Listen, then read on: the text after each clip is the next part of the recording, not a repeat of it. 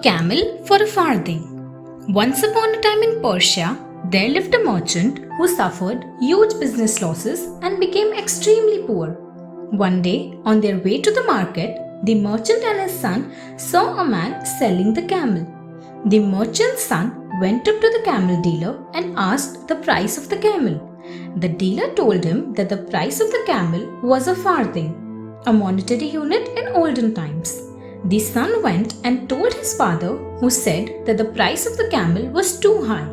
Time passed and the merchant again became successful. He was now very rich. Traveling again with his son, he came to a village where an egg was on sale for a farthing. The merchant's son went to his father and told him the price. This time, the merchant said that it was very cheap. The changed opinion of the merchant was not due to his knowledge of price, but because of his changed circumstances.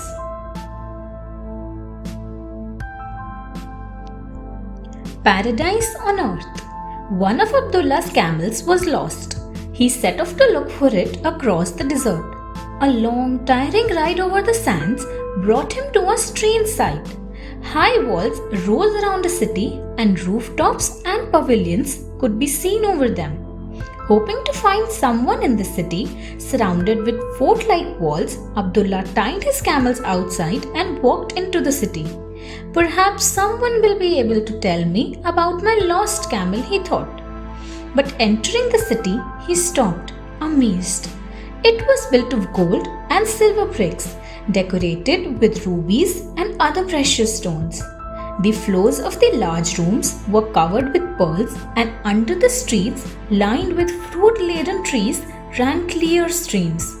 The city was fragrant with musk and saffron. But there was not a single living creature there. Abdullah collected some gold bricks, jewels, and musk so that people might believe him and rode back.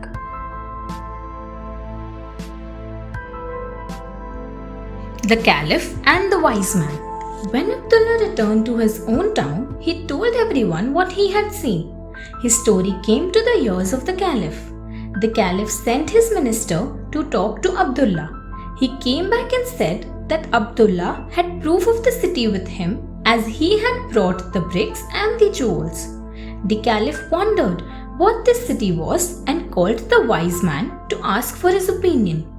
The Wise Man said, "I have heard ancient stories that this city was built by Shiddad, a great king, who read many books and wanted to build a paradise on earth as magnificent as the one in heaven. He had hundreds of kings, chieftains, soldiers, and ministers. He called all of them and sent them across the world to fetch everything splendid and rare to build this paradise. While ships and caravans went out to fetch things, he set workmen to build a great fortress with 1,000 pavilions on it." Shiddads Caravan. It took 20 years for the entire fort and the city of Iram to be built with materials collected from everywhere. Shiddad was also busy getting together his court along with all the ladies and attendants so that he might shift all the people to his new city. He led the way with his troops while everyone else followed in the heavily laden caravan. They travelled for many days. In the caravan, there were many people who did not believe that there was a paradise in heaven. This made God very angry with Shiddad and his people. So when they were about to reach the new city, after one more day, God's anger fell on them. Suddenly from the skies, a loud cry was heard, and it destroyed everyone and everything in the caravan. No one reached the city of Iram, which lay silent and deserted since then.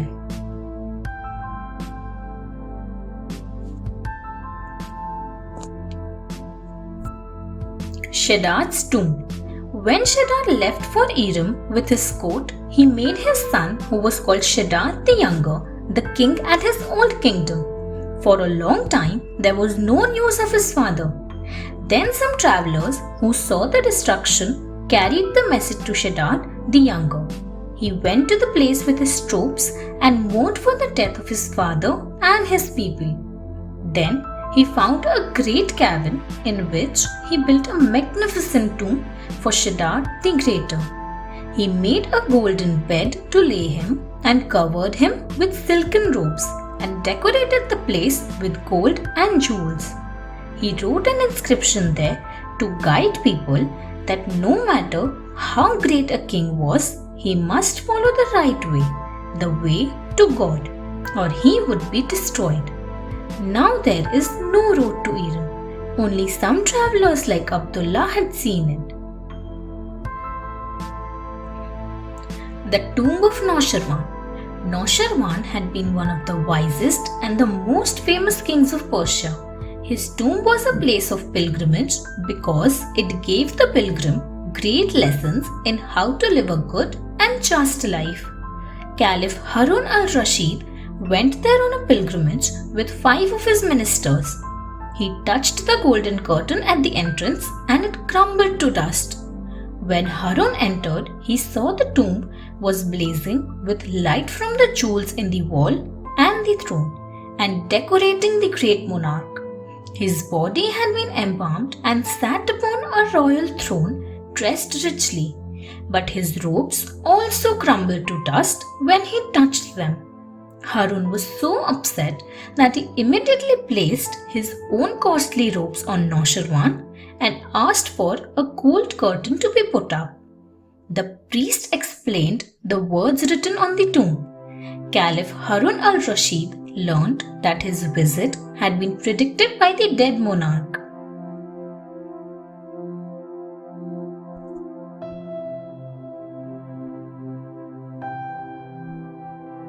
The prophecy.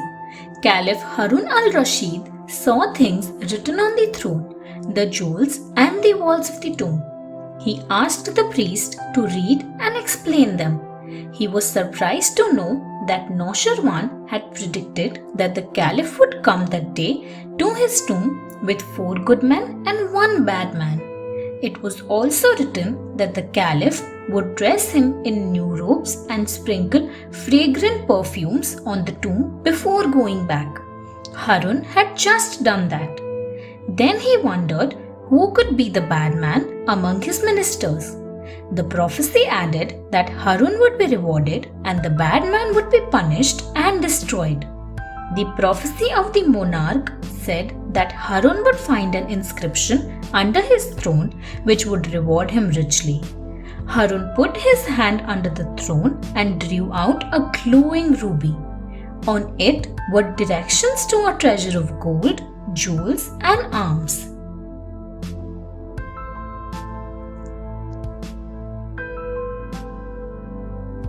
The traitor. Among the 5 ministers who came with the Caliph was Hussein ben Sahil. He heard the prophecy and said, "Sir, this is just a tomb for the dead. What's the use of riches and jewels here? Isn't it better to take some of it for the living?" This made Caliph Harun very angry and he sent Hussein to worship inside the tomb. Hussein went in, but the sight of all that wealth made him even more greedy. He took a large ring from the hand of Noorwan and came out. Seeing his face, the Caliph said, "Look at him. Noorwan's prophecy about 1 bad man with me was true. Search him." Hussein was searched and the ring he had stolen was found. The Caliph took the ring and put it back on Noorwan's hand. Hussein was punished and the road to the tomb had been closed before Caliph Harun al-Rashid returned to his kingdom.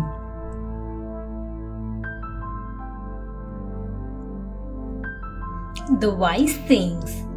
Caliph Harun ordered that the treasure to which Noorwan had given directions should be collected and sent to Baghdad to the royal treasury and armory.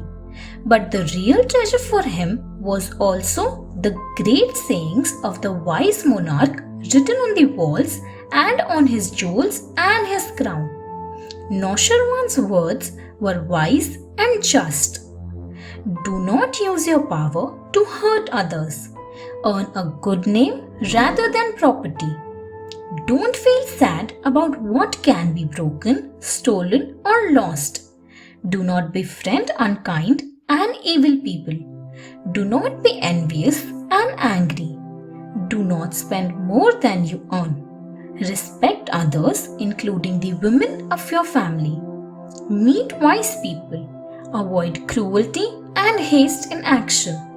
Treat others exactly as you wish others to treat you. The Caliph Harun asked that Noshirwan's saying be written down in a book and ordered everyone in his kingdom should follow them.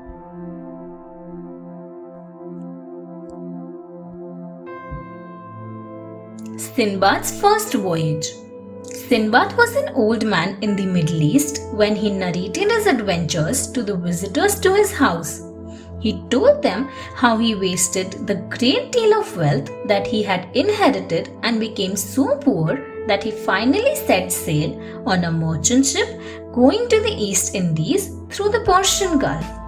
They went to Baghdad and then sailed from Balsora, selling their goods at ports and the towns on the way. One day, some of them were resting on an island full of greenery when they saw some of their shipmates signaling to them from the ship.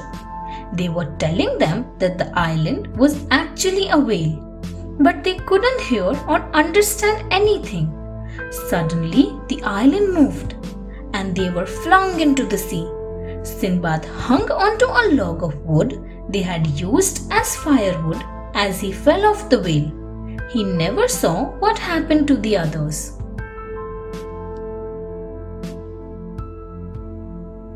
The island of King Mirage.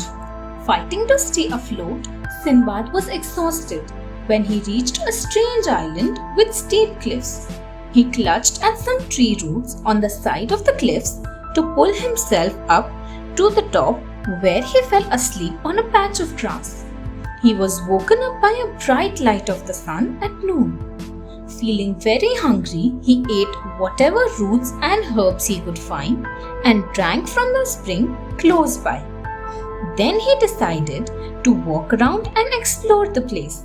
He heard voices and followed them till he saw a man grazing some horses. The man explained that he and his friends, who were stable grooms, had brought the horses of King Mirage for grazing here as they did every year. "We must return to our master tomorrow," he said, asking Sinbad to come with them.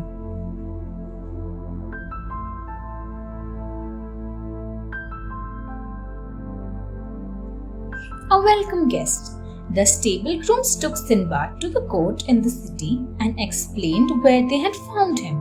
Sinbad was taken to King Mirage, whom he found to be extremely gracious. He welcomed Sinbad warmly to his court and his island. He made sure that Sinbad was given every comfort and luxury. Sinbad repaid his courtesy and hospitality by telling him about his adventure. The king found it very interesting and made Sinbad a guest at his palace. Sinbad soon went around the city to meet merchants from whom he tried to find out how he could go back to his own land. He found strange things too in this kingdom, such as fascinating island called Castle guarded by a genie named Digian. He saw so colorful and strange fish that he had never seen or imagined before. It was a strange land, but he longed for home.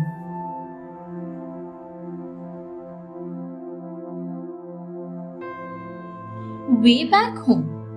Walking around the city, one day Sinbad reached the harbour. He recognized the merchant loading a ship as being the captain of the ship he had sailed in when he ended up on the whale. And he discovered that there was some of the goods he had carried. The captain recognized him too and was very happy to see him alive. Sinbad told him about all the adventures he had and how much he enjoyed seeing new people and places.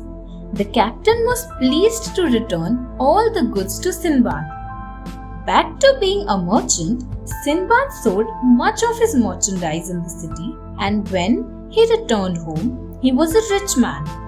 He built a splendid house for his family and had carriages and many servants. The story of his voyage was over, and his guests went after he had given him gifts too.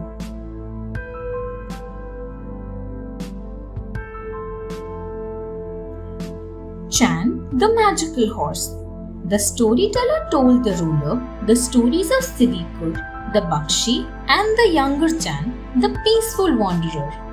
The two Chan brothers lived not far from the house of 7 magicians in the far-off land of India. The elder brother became the magician's apprentice for 7 years, but they wouldn't teach the secret of their magic to him. The younger Chan took food for his brother to the palace, and peeping through the window, he learned the secret magic. One day, the younger Chan told his brother, "There's a magical horse in the stable. Ride away on it and bring costly merchandise that we can sell here." But, he warned, "do not go to the magician's palace." The elder brother forgot the warning and rode to the magician's palace. The magicians realized that the horse was magical and captured him for a sacrifice. The elder brother didn't know that the horse was younger Chan.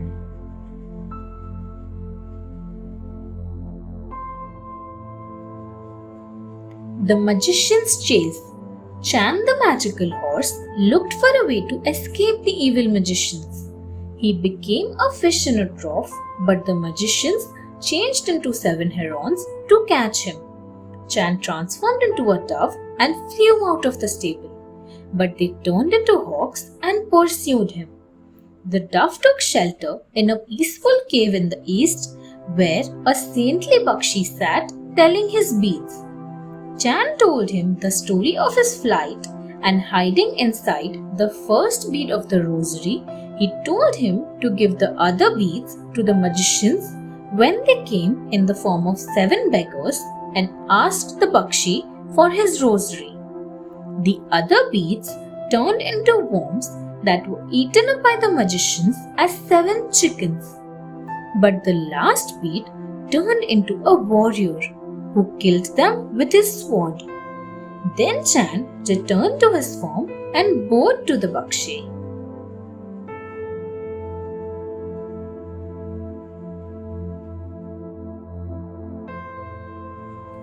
The Bakshi. "How can I show my gratitude, sir?" asked Chan, "for saving me and for wiping out the sin of killing these men?" "Go to the forest of death, where there lives Siddiqur.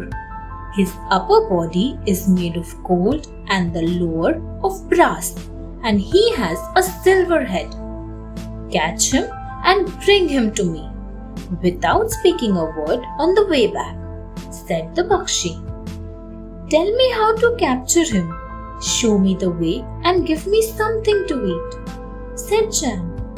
The Bakshi gave him a loaf that would never finish, a moon axe and a long rope. "Go through the forest, say these magical words if spirits stop you on the way, and you will find Siddiqur under the amiri tree," said the Bakshi. "Tie him and put him in this sack, but remember not to speak on the way back." Chan set off to catch Siddiqur.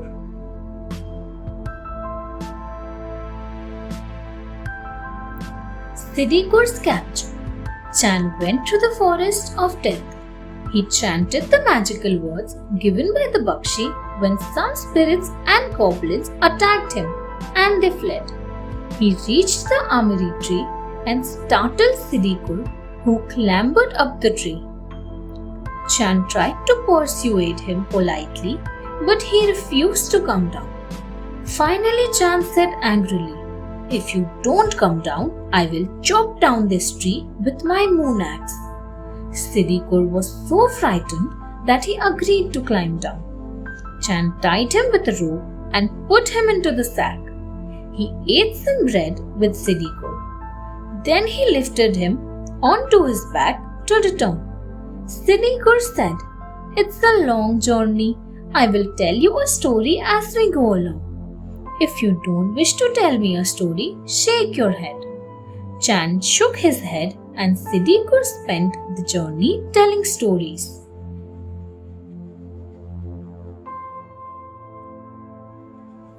The Friends' Journey. In a kingdom, there lived 6 friends: a rich man, a mathematician, a mechanic, a smith, a physician, and a painter. They set off to find their fortunes. Reaching a land full of rivers, they each planted a tree. "We will follow one river each to its source and return here. If anyone's tree is withered, the others must find him," they decided. The rich man stopped to speak to an old couple down the way. They asked him to stay and marry their daughter. She was beautiful and the rich man married her. They lived content and happy. But one day, the king happened to see the wife and fell in love with her. He told his soldier to get rid of the rich man. They took him to a stream and buried him in a deep pit under the rocks. The friends returned to find the rich man's tree withered, so they set off to search for him.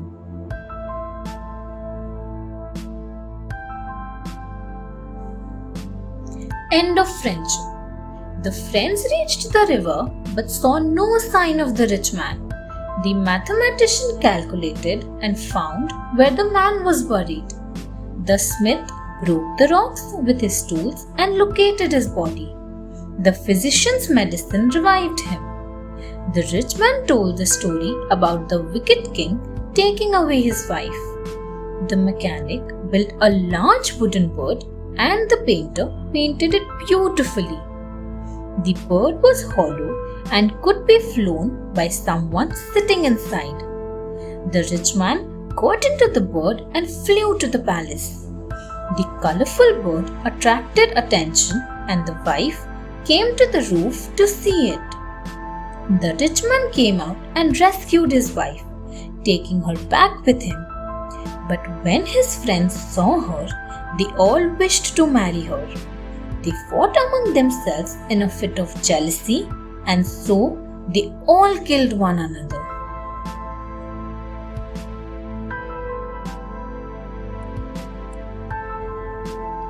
The Evil Frogs. 2 evil, monstrous frogs lived in a marsh and blocked the flow of water into the fields of the kingdom. They would only allow the water to flow if a human being was sacrificed to them every year. Now, the king's son was to be sacrificed, but his best friend offered himself to the frogs. Luckily, near the marsh, they heard the frogs talking.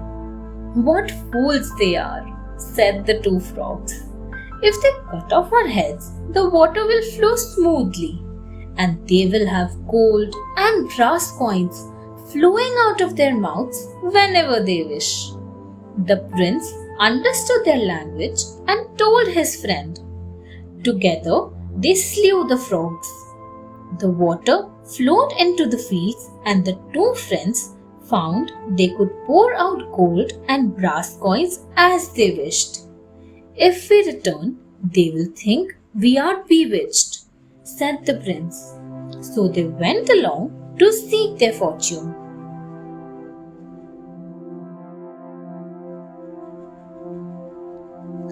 The Wise Minister.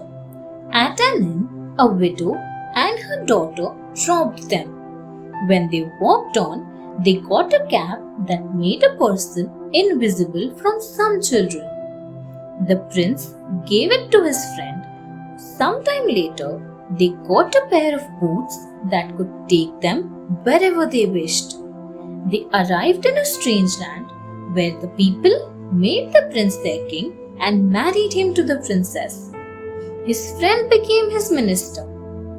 One day, the minister saw the queen entertaining a stranger who came to visit her in form of a beautiful bird. He told the king, The next time the bird came, they caught it and flung it in the fire. It was badly scorched, and after that it never came to meet the queen.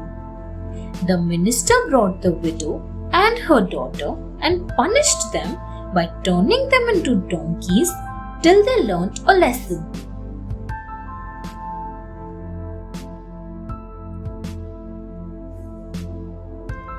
Masang and the Witch. In a farm, a strange man was born with horns and a tail like a cow. He was called Masang. He found a very dark-skinned friend and servant named Idar, son of the forest. Further on, they were joined by a man with green skin, son of grass, and another man with white skin, son of the rushes in a marsh. They reached an empty hut and stayed there. One would stay to cook, while three went hunting. Idar stayed the first day, and a little old woman came begging for food. But when he had fed her, he found it was all finished. He lied to the others that soldiers had come and eaten up everything. The same happened with the green and the white man.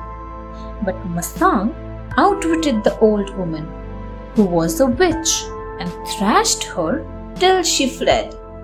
He told his companions that they must catch her.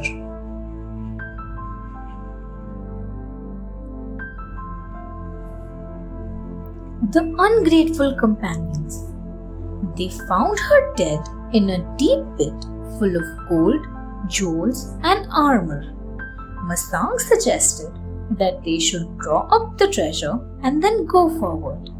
The others asked him to go down. "We will pull you up," they said. But as soon as they got the treasure, the three ungrateful fellows fled with it, leaving Masang to die. But Masang chanted some magical words that made a tree grow in the pit. He climbed out and found his way to heaven. There he was given a task of destroying the chief witch, who was injured by an arrow. Posing as a physician who had come to cure her, he killed the witch in a fierce battle. But before she was killed, she had hit Masang and he was injured so badly that he broke up to become 7 stars in the sky.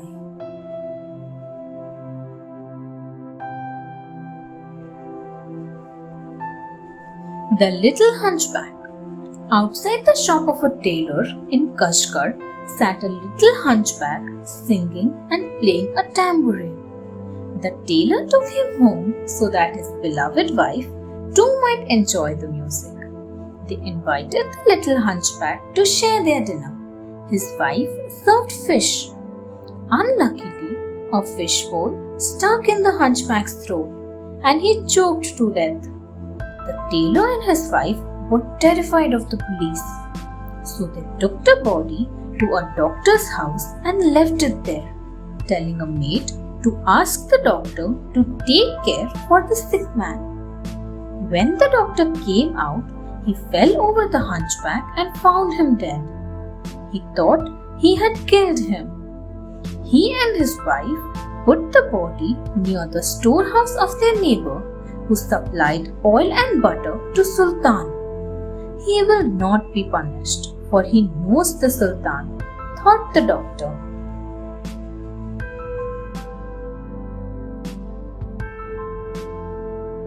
The Sultan's justice. The supplier thought the man outside the storehouse was a thief and hit him. With a light, he saw that the hunchback was dead. Frightened, he carried him to the market and propped him up against the door of a shop. A drunken merchant, swaying down the street, knocked the hunchback down. Both fell and were picked up by the night guard. "You have killed him," the guard said, and arrested the merchant. In the morning, he was taken to the court. The judge ordered the merchant to be executed. The news of the execution spread. The supplier and the doctor came to stop the injustice. Each one said, "I killed the hunchback."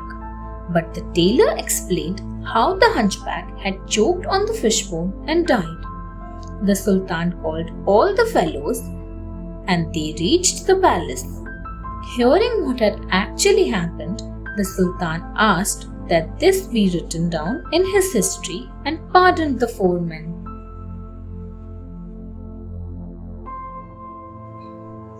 The 7 stages of Rustam. Long ago, Persia was a very peaceful and prosperous kingdom, but it was ruled by a very restless and ambitious king named Caius.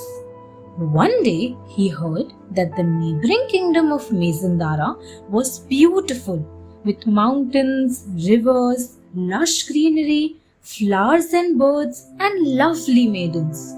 But it was also inhabited by demons under the ferocious white demon. All the advice of his ministers could not stop him from wanting to conquer Mazandara. Even the council of wise Zal, the father of great warrior Rustam, failed to stop him. The king of Mazandara called up the white demon and his hordes.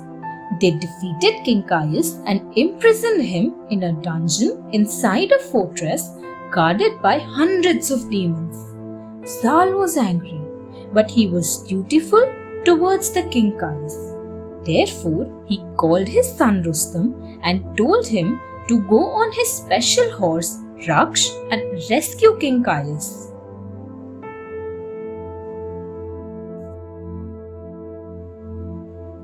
Rustam's journey. Rustam took a dangerous route on his horse Raksh and he slept tired out.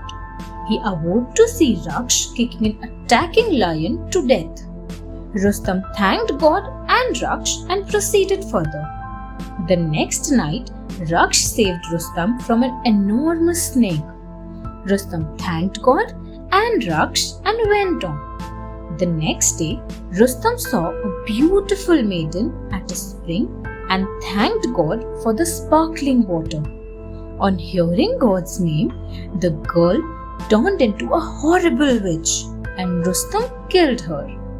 On the 4th day, Rustam's horse was grazing when a gardener threatened him, saying his master, the strong man Aulad, would kill him for trespassing. When Aulad came, Rustam struck him down. Aulad was so frightened that he agreed to become a servant and lead him to King Caius. On the 6th day, 2 demons attacked him and Rustam killed them. Then he rescued King Caius from the dungeon, slaughtering many of the demons.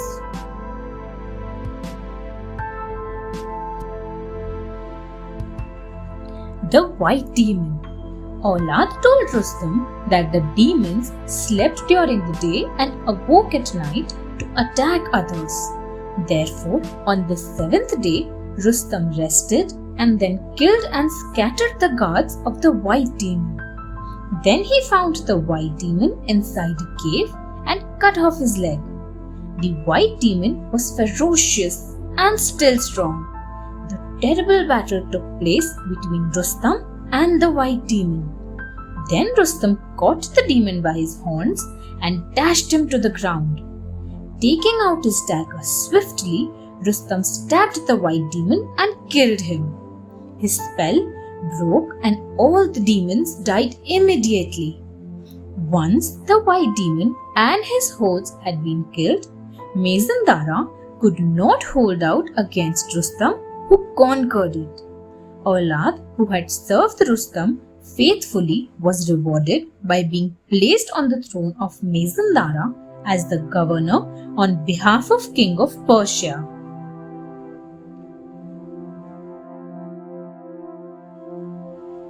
Caius learns a lesson. Caius returned to his throne richer and more powerful. He made fabulous palaces using the people till they got fed up of all the work he made them do. They wanted to destroy him and asked the devil's help. The devil sent a demon in guise of an astronomer and he got Caius interested in astronomy. He tempted Caius to go close to the stars and planets in the sky. Caius was foolish enough to believe this. The false astronomer trained vultures to carry the throne into the sky and Caius was delighted. But the vultures got tired and had nothing to eat. The throne started shuddering and the terrified Caius would have fallen and died. But they dropped him down in a faraway forest of China. Rustam sent soldiers to look for the king and he was brought back to Persia where he ruled quietly under Rustam's counsel.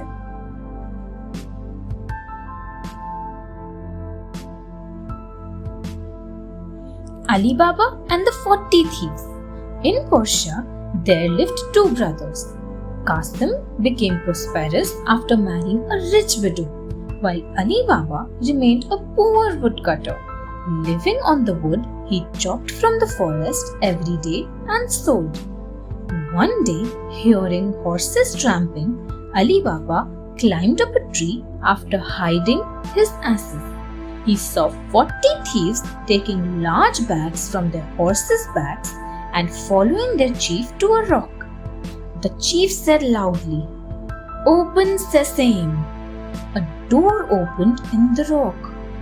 They entered and the door closed. After a while, they came out with empty bags and the chief said, "Shut sesame." The door closed and they rode away. Alibaba stood before the rock and repeated, "Open sesame." When the door opened, he saw a cave full of gold and silver jewelry, gems, bags of gold coins, rich silk dresses, and so much more. He collected as much gold as his asses could carry and closed the door of the cave, saying, "Shut sesame."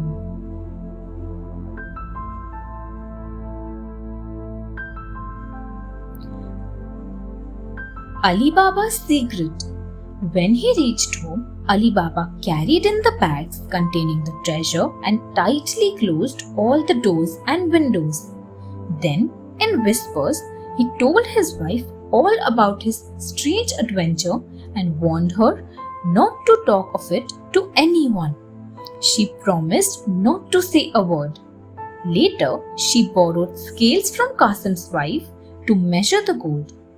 Qasim's wife wondered what Alibaba's wife wanted to weigh, so she quietly stuck a little dough on the scale when she gave it to her.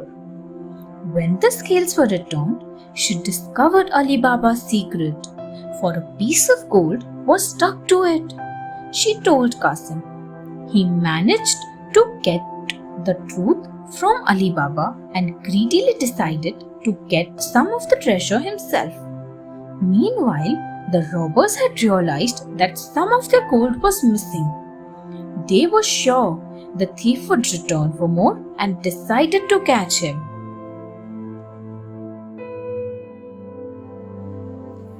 Carsons Greed.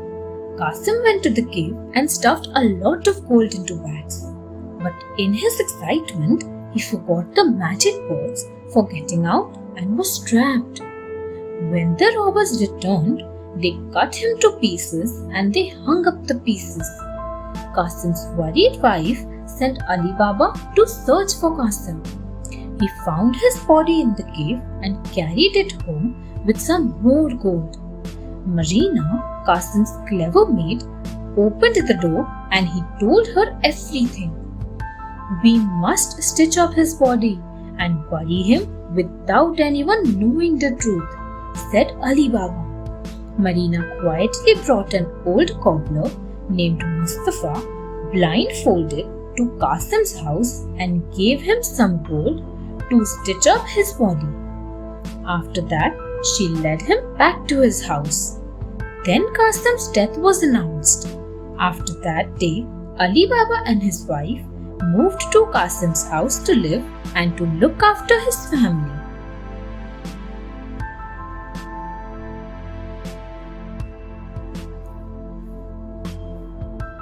The truth discovered. The thieves knew someone had entered their cave when they saw that the body had been taken away. "We must find out who he was," said the chief. He sent a spy to the town, and the man found Mustafa, who was boasting that he could stitch up not only shoes but also dead bodies. "That's wonderful," said the spy. "But how can I believe you till you show me where you stitched up the body?" "I can find the house if you blindfold me," suggested Mustafa. When he led the spy to Qasim's house, the robber made the mark of a cross on the door with the chalk. He returned to tell the chief what he found out. "We will go there at night," decided the chief. "Then we will get our treasure back."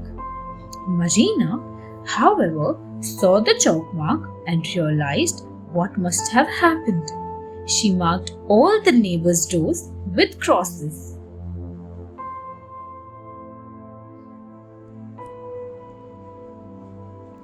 The oil merchant. A few times, two thieves came for their treasure but couldn't find the house at night. Finally, the chief himself went, and he was able to remember the house even without the chalk mark. As for punishment, he killed the two thieves who had failed in their duty. That night, he disguised himself as an oil merchant, carrying 2 jars each on 19 mules. Only one of those jars contained oil. The rest hid the armed robbers inside. He found Alibaba sitting outside his house.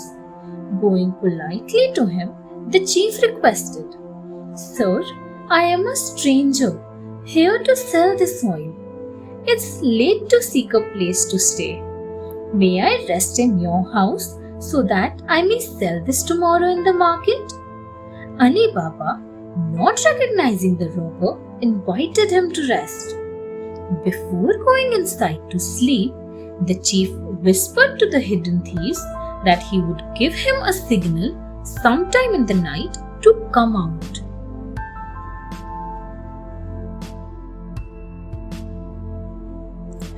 Clever Marina.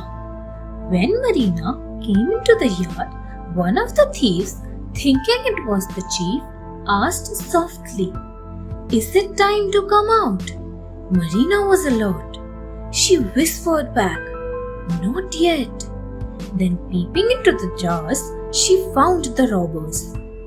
Quickly, she brought boiling oil and poured it into the jars, killing all the robbers.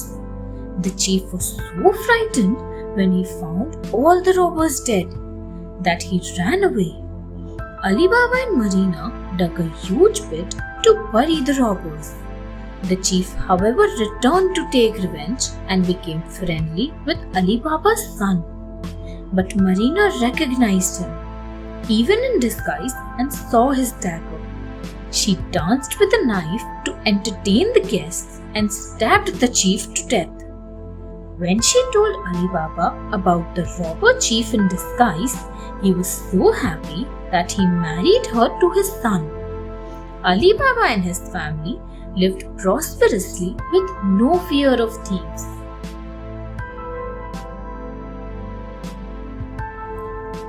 No catches.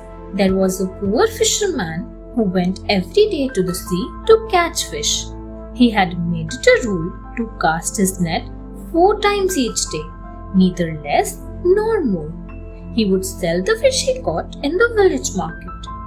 One morning, he went as usual to the sea and cast his net. After a while, it felt heavy, and thinking he had a good catch, the fisherman drew in his net. He was shocked to see that he had drawn in the body of a dead ass. Disgusted, he threw away the carcass. His net had got torn in places, so he repaired it before casting it again. This time he dragged in a lot of garbage and waste. Once again he cast the net and found stones, shells and mud in it. Somehow each throw had been a failure that day.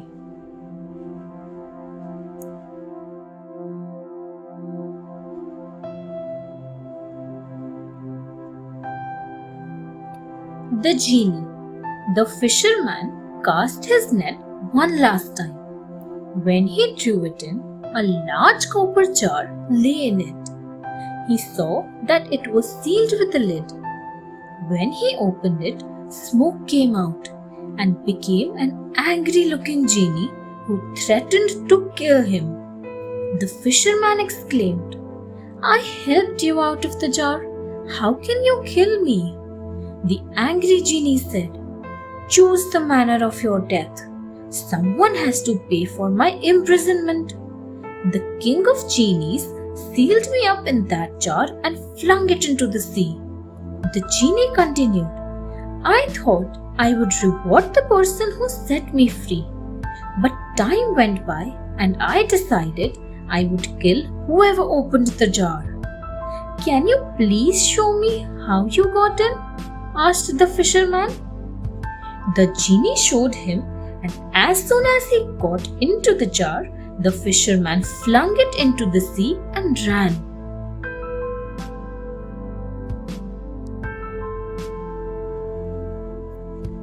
The land of Ghouls. Long ago in Persia, there was a place known as the Valley of the Angel of Death. Ghouls lived there. Travelers were terrified of passing through that land because the ghouls would lure them into their caves to rob and kill them. The ghouls were cannibals. No one had seen their real shape, but they were said to be ghastly. They were shapeshifters and could transform themselves into any human being or animal or bird to trap the travelers. They spoke softly and made melodious music, laid out lavish feasts and comforts to entice those who passed that way. However, the ghouls, though evil and cruel, were rather stupid. The people of Isfahan were known for their clever and cunning nature. One day, Amin Beg of Isfahan had to travel through the dreaded valley. Knowing he could meet a ghoul who would try to befool him, he decided, "I must be prepared to outwit the ghoul."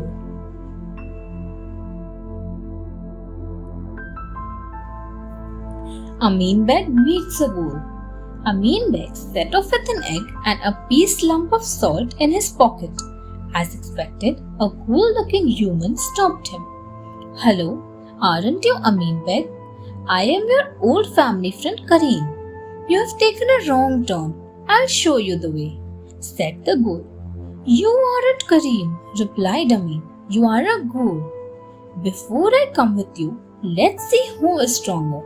Amin picked up a stone and asked the ghoul to press some juice out of it. The ghoul tried but failed. Amin picked up the stone and, hiding the egg in his palm, he squeezed it. The ghoul was amazed at the juice coming out. Then Amin asked the ghoul to crush a stone into salt powder. Again, the ghoul failed. This time, Amin crushed the lump of salt and the stunned ghoul tasted the salt. He took Amin to his cave to look after him.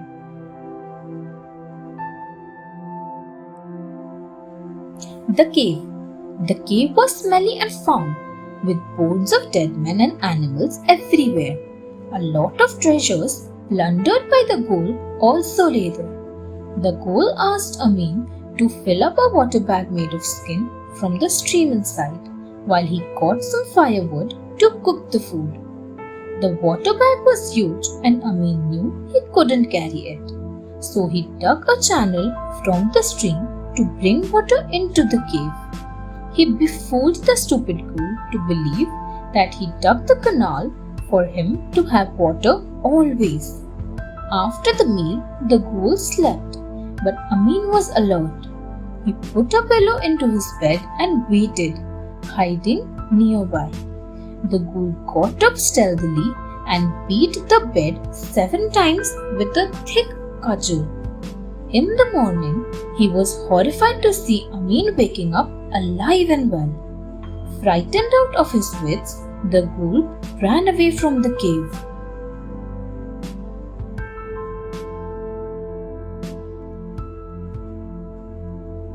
Amin the Witty. Amin collected all the treasure he could carry and came out of the cave to continue on his way.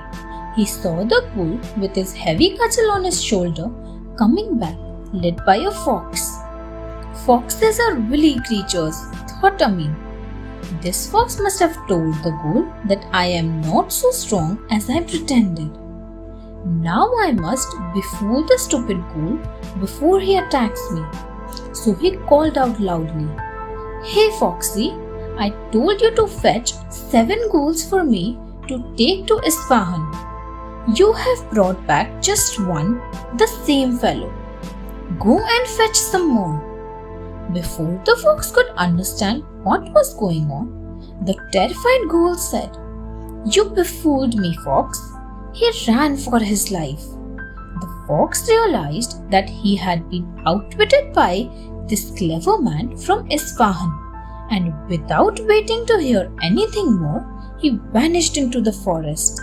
Amin happily walked home.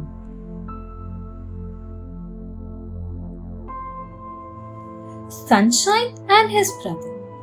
Once upon a time, there was a happy land over which a king ruled with his kind wife. They had a son whom they named Sunshine. Unfortunately, the queen died, and later the king married another lady and had a son whom they named Moonshine. The boys loved each other, but as they grew up, the queen began to feel miserable that her son Moonshine would never be a king as Sunshine was older. She fell ill, and the king asked her what he could do to make her happy and well again. "Only the fried heart of one of the king's sons can make me feel well again," said the queen. "But Sunshine is the heir and Moonshine is my own son, so how can I have either of them killed?" The king was so much in love with her that he told her she would have Sunshine's heart the next day.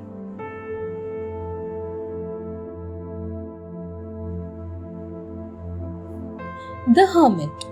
Moonshine overheard the conversation between his parents and ran to tell Sunshine that they were going to kill him. Sunshine decided to leave home immediately, and Moonshine said that he would go with him too.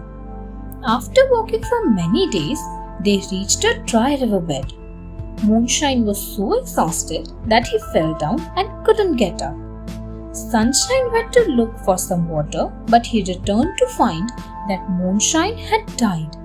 He wept as he placed his body in a pit and covered it with stones. He found a hermit in a cave and told him about his brother.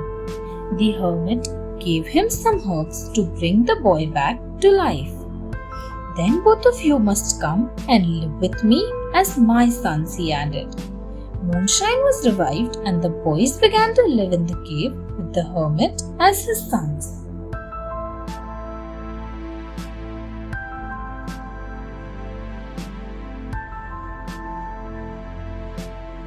The Crocodiles. In that kingdom, there was a pair of crocodiles living at the source of the river. They wouldn't let the water flow down unless the man born in the year of the tiger was offered to them as food. But some of the people brought their cows to graze near the cave and told the king that they had seen a man who was born in the year of the tiger living with the hermit. The king sent his soldiers. They brought Sunshine to the palace in spite of the hermit's protests and tears. The princess fell in love with him and said, "If he is thrown to the crocodiles, you must throw me also to them." When they were about to be thrown in, Sunshine tried to stop her, but the princess was adamant. The crocodiles, hearing them, were moved and let them go. Sunshine returned to the hermit and the princess to the palace.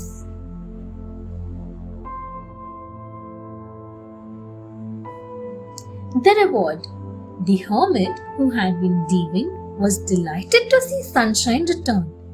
The king too was so happy that he said he must visit the hermit and his son, whose goodness had saved his daughter and his kingdom. He carried gifts for them and asked, "Are you really the hermit's son?" Then Sunshine told him about his father, the king, and how he and his brother had left home. The king was so impressed that he gave both his daughter in marriage to the brothers.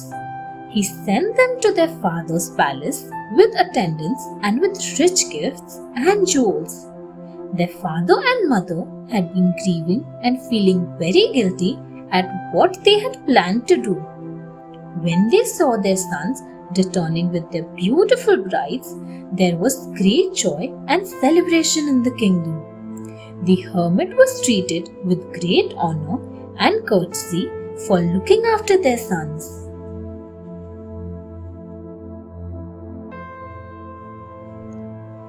The Enchanted Horse. The king of Persia held court in the city of Shiraz. People came from all over the world to offer him gifts and tributes. One day, an Indian came to his court with a wooden horse richly caparisoned, wishing the king would take it and reward him. Apart from its jeweled saddle, bridle, and clothes, the king did not see what was special about it. "It is an enchanted horse, sir," explained the Indian. "It can fly you anywhere you wish and return in a flash." The king asked him to demonstrate this by fetching a flower from a neighboring mountain. The Indian mounted, vanished, and returned within an hour with the flower. The king wanted the horse. He told the Indian to ask whatever he wished in return for it. The Indian asked for the hand of the king's daughter, which made the king's son angry.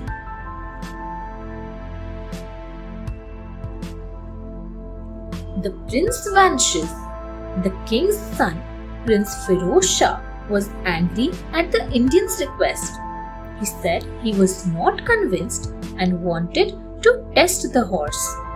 Without waiting to find out how to bring the horse down, Firoz mounted and rushed off, vanishing from everyone's sight. The king was so anxious and angry that he imprisoned the Indian. He ordered that if the prince didn't return, the Indian would be executed. The prince searched for his palace and finally arrived at night, outside a palace. Everyone was asleep, so he went past the guards and attendants till he reached a room where a beautiful princess lay asleep on a couch. He gently woke her up, startling her.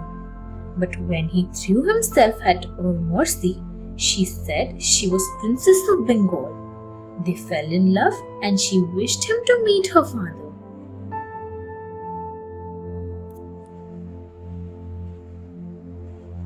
The Revenge. The prince wished to meet the king of Bengal with his attendants and proper respect. With them, he suggested that they should go away to Shiraz and return later for his blessings. He took the princess on the enchanted horse to a mansion outside Shiraz.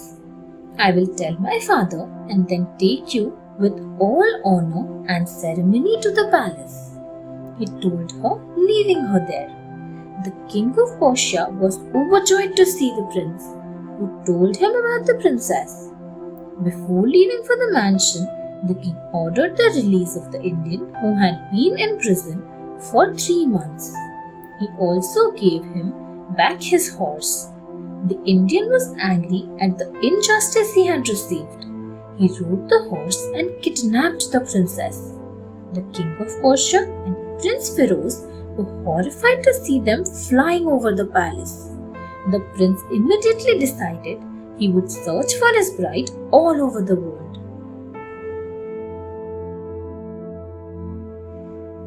The Sultan of Kashmir. The Indian brought the horse down in a beautiful valley on a mountain. He asked the princess to marry him, but the princess screamed. The Sultan of Kashmir was riding by and heard her. The Indian said she was his wife, but the princess said he was lying and she fainted. The Sultan ordered to execute the Indian and the princess was carried to his palace. he began preparations to marry her. The unhappy princess pretended to be very ill. Doctors were called, but there seemed to be no cure for her illness. The prince, who had reached Kashmir, heard of the princess' illness and went to her dressed as a physician. She began recovering as soon as she recognized Feroz. He told the Sultan that if the horse on which she arrived was brought to her, she would recover fully. As soon as the horse came, he and the princess flew back to Shiraz.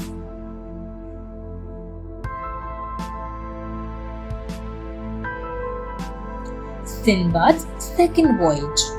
One day after a meal, Sinbad told his guests that wishing to travel again, he bought merchandise and sailed with other merchants, selling their goods at different islands. One day, they arrived at a deserted island thick with fruit-laden trees, springs and streams. While the others explored the island and ate fruits, Sinbad fell asleep under a tree. When he awoke, his companions and the ship had vanished. In order to be able to see more of the area, he climbed up a tree and looked out towards the sea, but couldn't see his ship anywhere on the horizon. Then he looked towards the other side of the island and noticed a large white object some distance away. Curious about it, he came down from the tree and went in that direction to see what it was that he had seen from the treetop.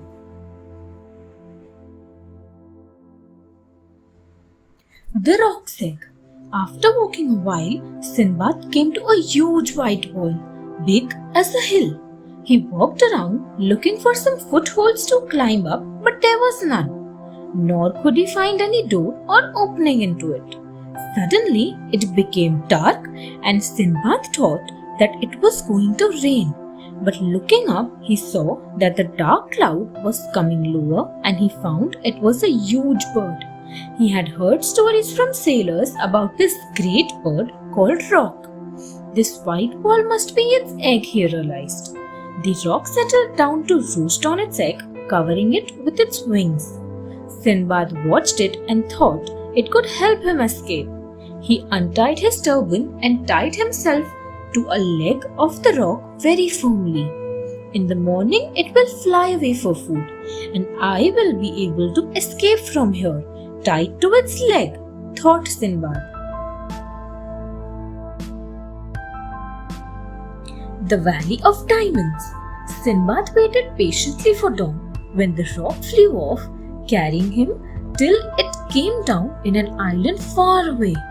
Sinbad untied himself quickly as soon as the rock came down, just as it caught a huge snake and flew over. Sinbad found himself surrounded by steep mountains in a valley in which lay enormous diamonds, guarded by hundreds of huge snakes.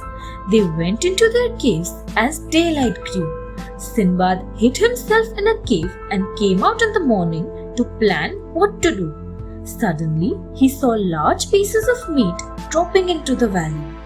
He had heard that when eagles had to feed their young ones, sailors and merchants threw meat into the valley to make diamonds stick to them.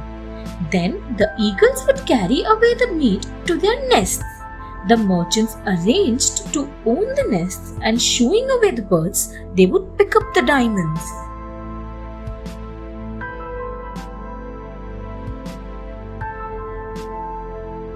Sinbad's escape. Sinbad collected big diamonds and stuck them into a large piece of meat that he tied on his back with his turban and lay face down, hoping that an eagle would pick up the meat. An eagle did just that and carried him to its nest. The merchant who owned that nest came to get diamonds and found Sinbad there. Sinbad offered him the diamonds, but he took just one. He took Sinbad to his ship to sail homewards. They saw the island of Rohat with strange things like camphor trees and rhinoceros and animal with a huge horn. The rhino fought against an elephant and both the animals got killed. The rock carried them to feed its young ones. Sinbad purchased merchandise with the diamonds and sold them. From Balsora, he returned to Baghdad. It had been a delightful story, and his guests went home wondering at Sinbad's great courage. The Three Brothers. In Baghdad, a merchant died, leaving 1,000 gold coins for each of his 3 sons. They set up shops as merchants. After a while, the eldest brother was bored and wished to travel. He sold off his shop and its wares and went off to try his fortune. He returned after a year and came to his youngest brother. He looked like a beggar, for he had lost everything.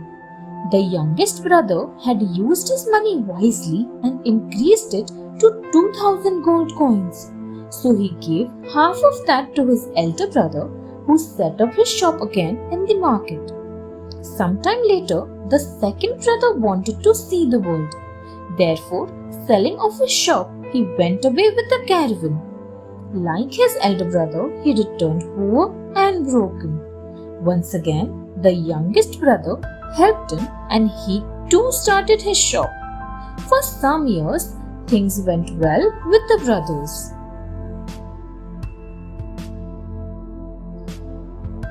The Jealous Brothers. Sometime later, the 2 elder brothers persuaded the youngest one to travel. He had 6,000 gold pieces. He gave them 1,000 each and buried 3,000 in his house.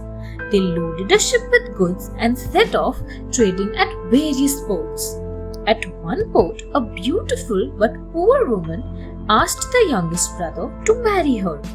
Reluctantly, he agreed. She turned out to be kind and good, and her husband was very happy as they prospered. But this made the elder brothers very jealous. One night, they threw the couple into the sea. They did not get drowned, for the wife was actually a fairy with magic powers. She whisked them back to their home. But she was so angry that she decided to punish his brothers. The younger brother dug up the coins and set up shop. Then he found 2 black dogs in his house. They were his brothers. The fairy had vanished. The Man and his Hind. An old man always went everywhere leading a hind tied with a rope. When he was asked why he took her everywhere, he said she was his wife. He explained that they had no children, so he had adopted the son of a slave as his son and looked after his mother too. When his son was 10 years old, the man had to go away for more than a year. His wife learned magic and changed his son into a calf and its mother into a cow. She handed over both of them. When the man returned, she told him that the mother had died and the son had vanished a few months ago. The man hoped his son would return, but for months there was no sign of him. The man grieved always for his lost son and felt great pity for the dead slave.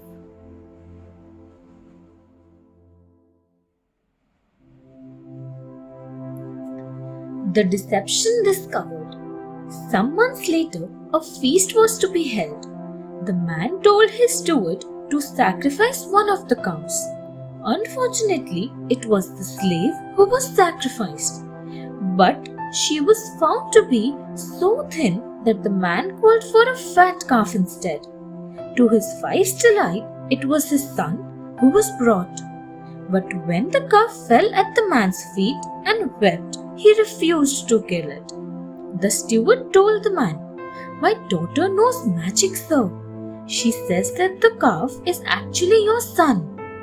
The man asked the girl if she could turn the calf back into his son, and she agreed, on condition that she married his son and punished his wife as she had harmed him.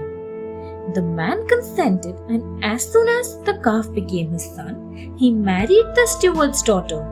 She turned his wife into a hind and he led her on a road.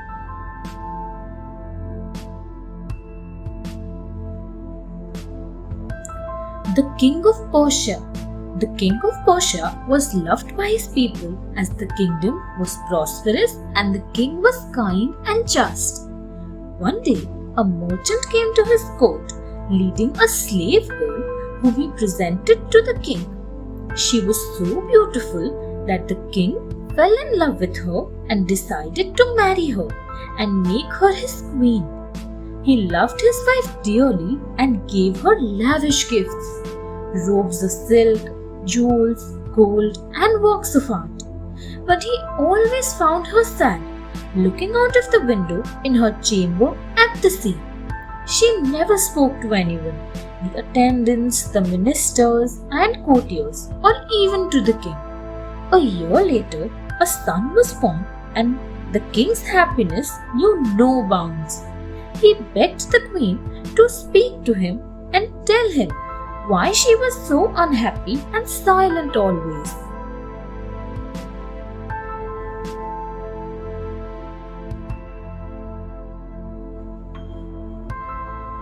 The Queen's story. The Queen finally spoke, thanking the king for his kindness and gifts. She told him she loved him too now, but she was unhappy because she missed her family and kingdom.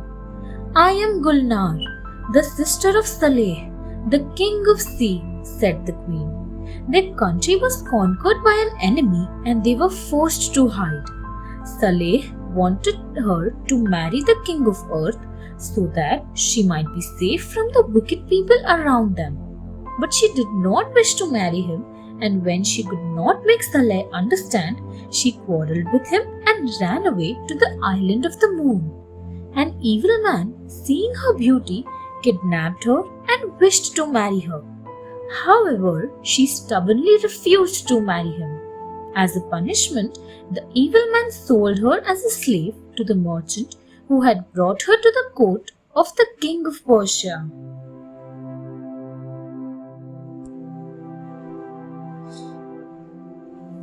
The Queen's family. Queen Gulnar became more cheerful after sharing her story with the king. She often spoke about the wonders of her brother's kingdom, the fabulous palaces, and the jewels. One day, the king said he would be glad to meet her brother and family. Gulnar was very happy and cast a magic spell into the fire in her chamber to summon her brother. King Saleh came with some of his relatives. She asked the king to watch from behind the curtains till she had reassured her brother first so that the two kings might not quarrel. King Saleh was delighted to see her looking so happy after so long. He requested her to return to the kingdom of the sea with him. Then she called her husband and introduced him, telling her brother how well she was cared for and how much she loved her husband. The two kings met each other with great courtesy and affection. Baby Badar's visit. It was a day of great joy for the king and queen of Persia. A feast was held in honor of the king of the sea. The best moment was when the royal baby was brought to meet his maternal uncle. King Saleh was delighted to see his nephew Badar. Taking him up in his arms, he leapt out of the window into the sea. The king of Persia was horrified, but Queen Gulnar told him that Saleh had taken the baby to visit his mother's old home and he would be very safe. The king waited anxiously, and soon Saleh returned with Badar, who was chuckling happily. But Saleh had come with many attendants, bearing rich gifts from his kingdom, emeralds, rubies, and pearls for his sister and the king of Persia. And there were special gifts for Badar too. The happiness of the king of Persia and Queen Gulnar was complete.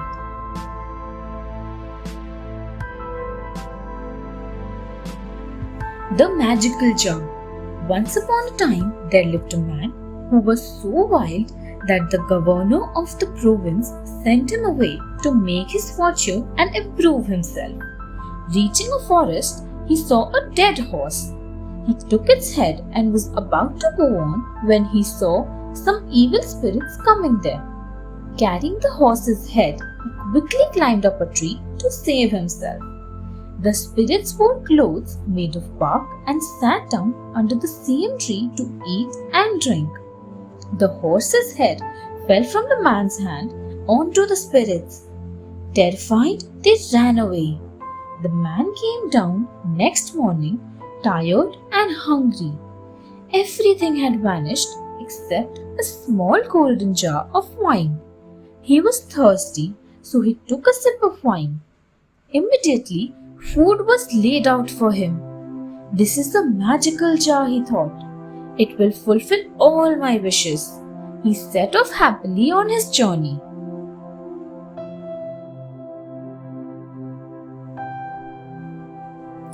The traveler's treasures. He met a man holding a fine sword.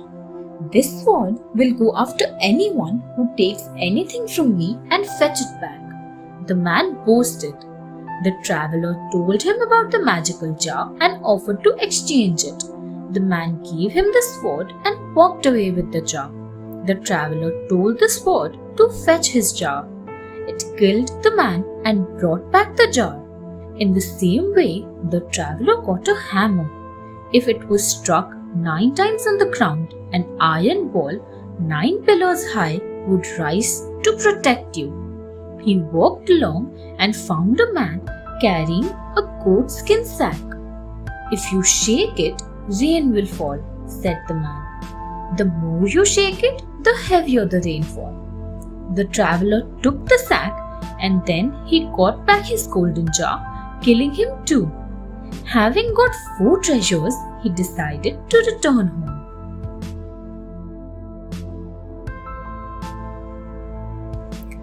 The governor's cruelty. The traveler returned home and showed all his treasure to his mother. He had decided to punish the governor for unjustly exiling him.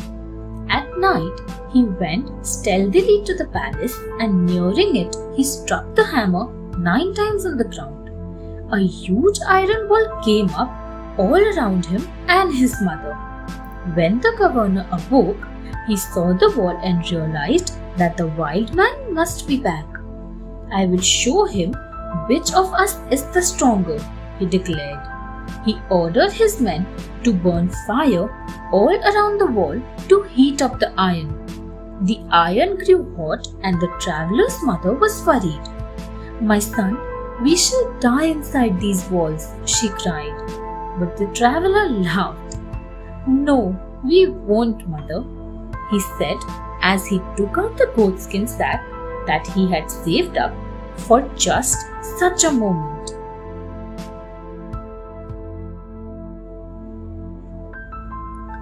The punishment. The traveler shook the goatskin sack and it began to rain. As he shook it harder, the rainfall became steadily heavier, pouring down on the fire and on the men who were lighting them. The fire that had been lit around the iron wall was doused by the rain. Realizing the power of the sack, the traveler began to shake it really hard for a long time. The place filled up with water and the sea began to come in. People were running away, leaving the iron wall and the mansion of the governor. Before the governor got away, the rising tide of the sea had swept him away and his mansion. The governor was no more. No one called the traveler a wild man anymore. In future, all the people called him the wonderful man who had defeated the cruel and unjust governor and freed the province. The Merchant and the Genie. Once upon a time, there was an extremely rich merchant who travelled to many places to sell his merchandise. Once, his journey took him to a land far away, and the road passed through a desert where nothing was available to eat. The merchant therefore decided to carry some biscuits and dates for the journey. His trade was successful and he had to return through the same desert on his way back home.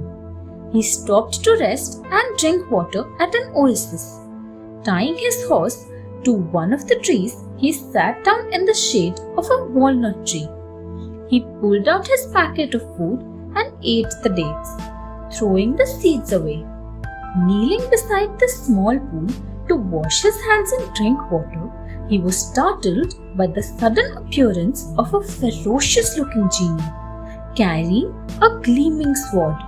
"I'll kill you," said the genie, "for you have killed my son."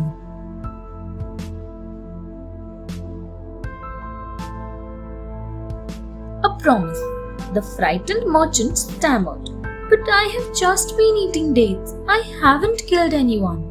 The angry genie replied, "One of the date seeds you threw hit my son in the eye and killed him." The merchant said it was an accident and pleaded to the genie to spare his life. But the furious genie wanted revenge. Finally, when his pleading failed, the merchant requested him to permit him to return home for 1 year so that he might bid farewell to his family and settle his affairs.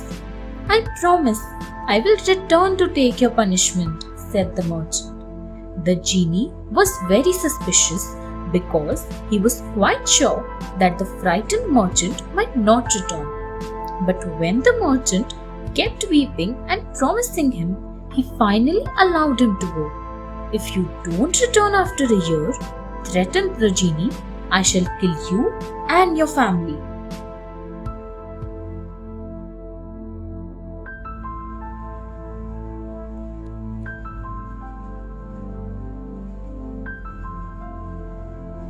Waiting for the genie. The grief-stricken merchant returned home to tell his family about his promise to the genie. They wept and mourned. After settling his house and trade, he bade his family goodbye and returned to the oasis.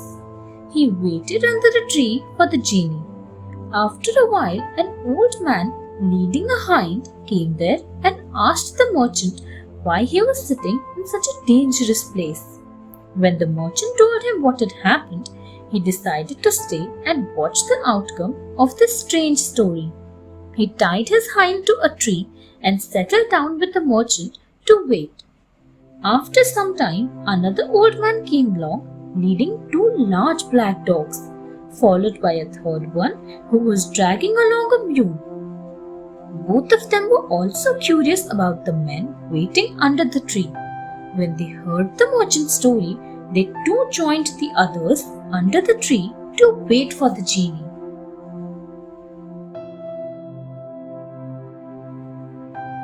Strange stories. The merchant and his companions watched a cloud of dust race across the desert. It was the genie with his sword who came to kill the merchant. The old men pleaded with him for the merchant's life. "We'll tell you far stranger stories than the merchants," they said. The genie agreed to hear their stories.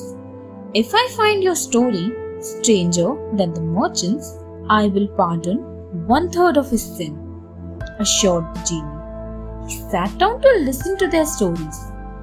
Each of the old men told a story about their companions, the hind, the 2 black dogs, and the mule. As each story was told, the genie found it stranger and more amazing than the merchant's tale.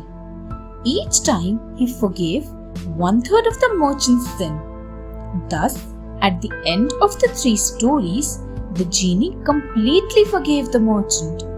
The merchant thanked the genie and the 3 old men began riding joyfully back home.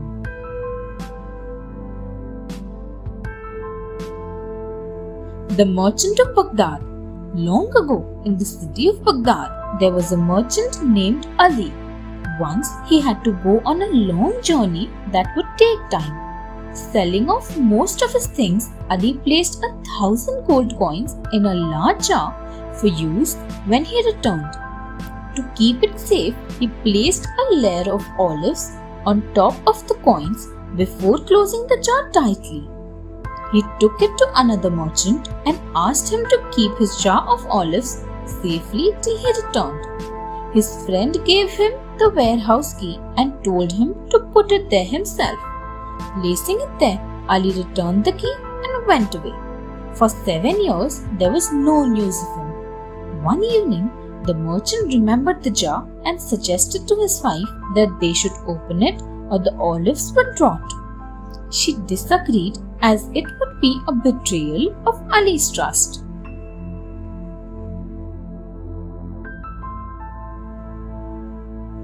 The merchant's deception. The merchant ignored his wife's advice and opened the jar. The olives on top had become stale and rancid, so he threw them away. He was surprised to see the gold coins below. He thought, Ali's been away for 7 years and there's no news. He must be dead. I will keep these gold coins for myself. He removed the gold and filled the jar with fresh olives and put it back. A few weeks later, Ali returned and asked for his jar. The merchant gave him the key and asked him to take it from the warehouse. Ali took it to his house and opened it. He was shocked to see the jar full of fresh olives instead of his gold coins. He returned and told the merchant to give back his gold coins, but the merchant angrily denied touching the jar. The quarrel became so bad that they finally took it to the court of Caliph Harun al-Rashid.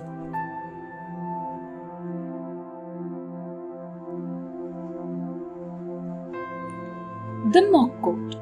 The Caliph used to walk around in disguise every evening with his wazir to see how his kingdom and its people were doing. One evening, he saw the strange sight. A group of boys were holding a mock court on the street, trying the case of Ali and the merchant, as the case had become very well known in the city. The mock judge was supposed to be the Caliph. He asked Mock Ali to explain what his complaint was. After hearing him and the mock merchant, the mock judge called for 2 experts on olives. The mock experts looked at the olives in the jar and said, "They are very fresh. They couldn't be possibly 7 years old." This proved that the mock merchant was telling a lie. So the mock judge asked the culprit to pay back Mock Ali's gold coins or he would be severely punished. The Caliph and his wazir, watching this play, were very impressed by the justice of the boys. The Caliph decides. The next morning, Ali with his jar of olives, the merchant and 2 experts in olives was summoned to the court. The Caliph also asked the boy who had acted as the mock judge to come. First, Ali was asked to explain his complaint. Then, the merchant gave his explanation. The jar of olives was opened and the Caliph tasted an olive and asked the boy to taste one too. They both found that the olive was fresh. The experts were asked to taste them and say if they could be 7 years old. The experts tasted the olives and said that the olives were fresh, not stale. In 7 years, the olives would have rotted. The merchant realized he was caught lying. He admitted his guilt and got the gold coins from his house and returned them to Ali. This saved him from severe punishment. The Caliph rewarded the boy richly for his wisdom.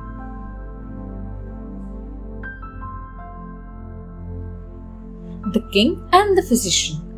Long ago in Persia, there was a Greek king who suffered from a strange illness that seemed incurable. All the physicians in the court and the kingdom had been summoned and each remedy had been tried. But nothing seemed to help the sick king. A new learned physician arrived at the court to cure the king. He hollowed out the handle of a polo club and put his medicine made of herbs inside and wrapped it. He took it to the king and told him to play polo every morning. Then he must return and rest. Surprisingly, the Greek king was cured as the medicine seeped through the handle and his hands into him. When the king rewarded him richly, the jealous vizier spoke ill of the physician, poisoning the king's mind and turning him against the physician. He said the physician was trying to kill him and take his kingdom.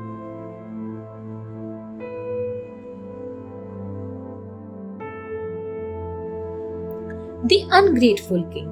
The angry king, forgetting that the physician had cured him, ordered that the treacherous physician should be beheaded.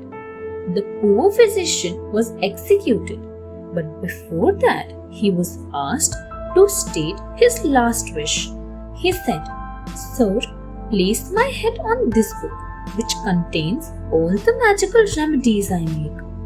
You must read the book yourself, for only then the remedies will be revealed." The king agreed, and the physician's head was placed on the book before the king began reading it. He would turn each page, lick his finger, and then turn the next page and the next. The physician had poisoned each page, and when the king licked his finger to turn the pages, he swallowed the poison. By the time the king reached the last page, he was dizzy and weak. As he finished reading, he died. The physician had punished the ungrateful king.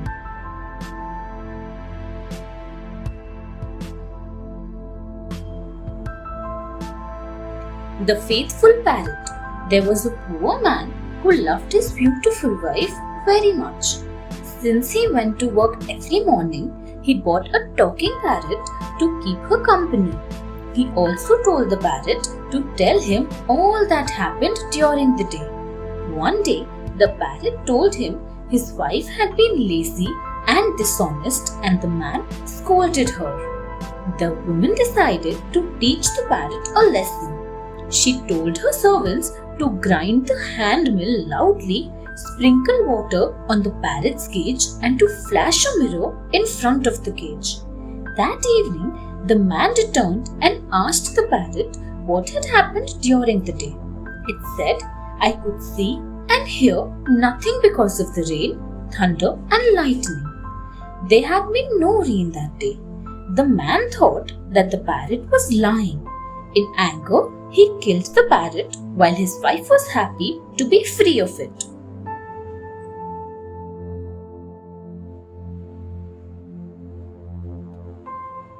The Wazir punished. The king loved his son dearly, and when the son wished to go hunting, the king sent his Wazir with him to watch over him.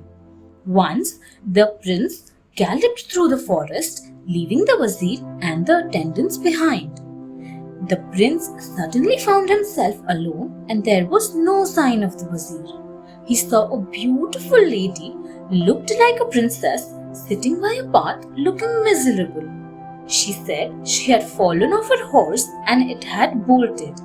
The prince put her on his horse and took her to her home. To his surprise, she stopped at a ruined palace.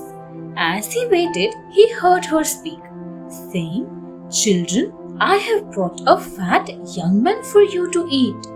Horrified, he realized the danger, for she was really an ogress. He leapt onto his horse and raced all the way back home. For having lost the prince, the poor Wazir was punished.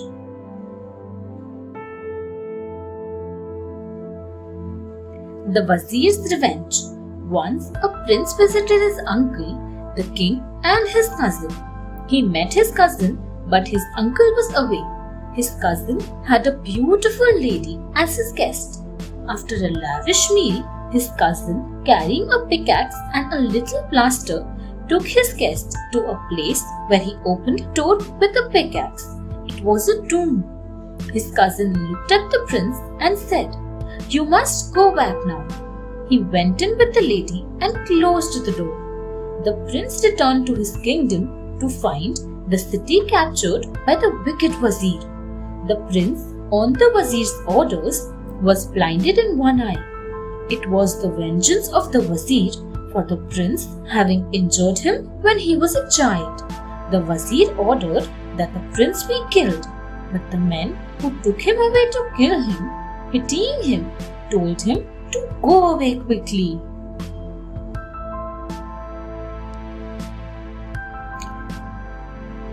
Escape to Baghdad. The prince escaped and reached his uncle, who looked sad because he did not know where his son was. The prince told his uncle about his earlier visit, meeting his cousin and the beautiful lady and going to the tomb. His uncle rushed there and broke open the door, which had been sealed with a plaster by his cousin. Inside, his cousin and the beautiful lady lay dead. His cousin died without telling his father that he wished to marry her. The king was heartbroken, but his troubles were not over. Suddenly, the kingdom was attacked by the forces of the Wazir. The prince joined his uncle in defending the kingdom, but the king was already disheartened by his son's death. The Wazir's forces defeated them and killed his uncle too. The prince escaped to Baghdad, finding shelter and peace in the kingdom of Caliph Harun al-Rashid.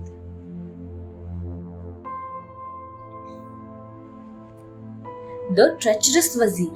A king arranged marriage for his son with a neighboring king's daughter and decided to send the prince to meet his future wife, accompanied by his Wazir. He didn't know that the Wazir was disloyal. A cousin of the princess wished to marry her but had been rejected. That cousin sent a message to the treacherous Wazir to either kill the prince or somehow to spoil his chance to marry the princess. As they journeyed through a desert, the Wazir told the prince that there was a spring of fresh water close by called El Sahara. The prince dismounted and washing his hands and face, he drank from the spring. Immediately, he turned into a woman, for it was a magical spring and the Wazir had known that. The prince wept and asked the Wazir to return. He decided not to go back home or to meet the princess till he found a solution or till he died.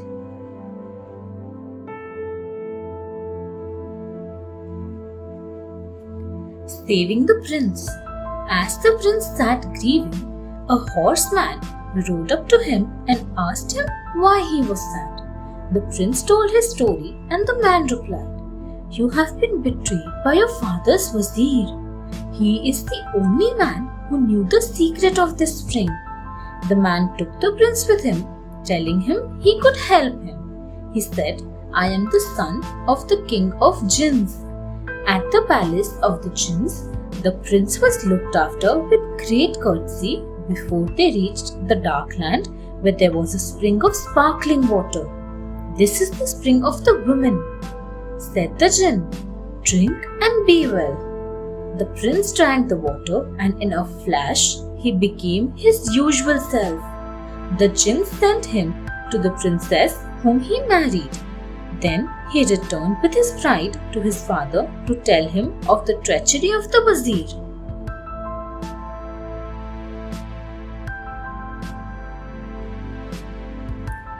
Sinbad's third voyage. Sinbad set off on a ship with merchants from Balsora. They traded at many towns and ports till their ship was driven off its course by a violent storm. The captain was worried because he knew that the island on which they had arrived was the home of a tribe of dreadful hairy dwarfs who came in crowds to attack and kill people. Even before they could understand his warning, the sailors had seen hordes of the savage dwarfs charging at them. Though they were only about 2 feet high, they were fierce and covered with reddish fur. The ship was trying to get away, but the dwarfs leapt into the water and reaching the ship, they scrambled up its sides. They took the sailors to a lonely island and leaving them there, they returned to their own island. The sailors were trapped with no way to escape.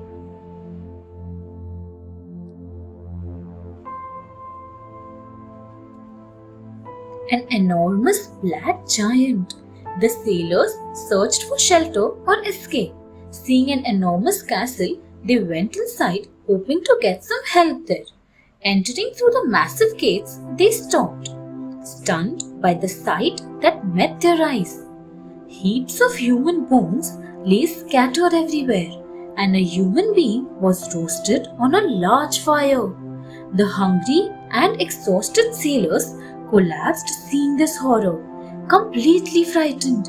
They continued to lie there, silent and terrified. As the sun began to set, suddenly the floor shook and the place was filled with a loud thundering sound. They heard heavy footsteps coming closer and peered through the falling darkness. Their fear increased tenfold. The creature that entered the room was an enormous black giant with one glaring eye in the center of his forehead and long sharp teeth and nails like claws. His lower lip dangled loose upon his chin, and he had huge elephant-like ears that flapped.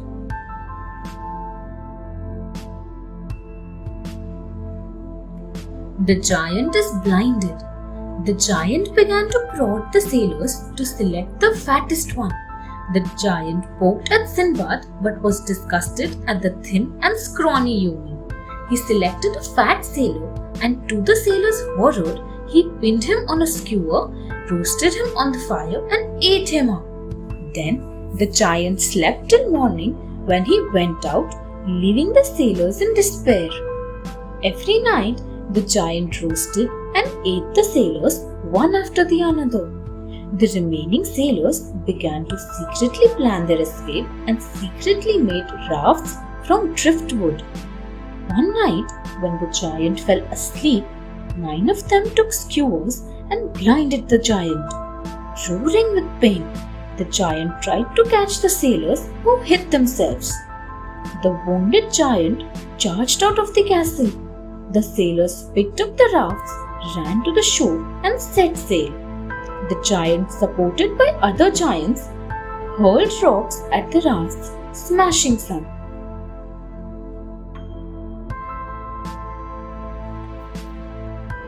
Narrow escape. Only Sinbad and 2 sailors survived to reach an island with tempting fruit-laden trees. They fell asleep, waking up to see a huge snake swallowing one of the sailors. Both of them climbed up a tree and stayed there. But that night, the snake ate up his friend too. The next morning, Sinbad made a kind of tent with pieces of wood and reeds to hide in till he could reach the shore. There he saw a ship and waved and shouted till the sailors saw him. He was fetched aboard, exhausted and ragged. The captain, who looked familiar, gave him fresh clothes. He said they had some merchandise of a sailor who had died. Sinbad saw they were his own goods. The captain was very happy that he was alive. They sailed to Balsora, trading on the way at various ports and cities, and then Sinbad went home to Baghdad.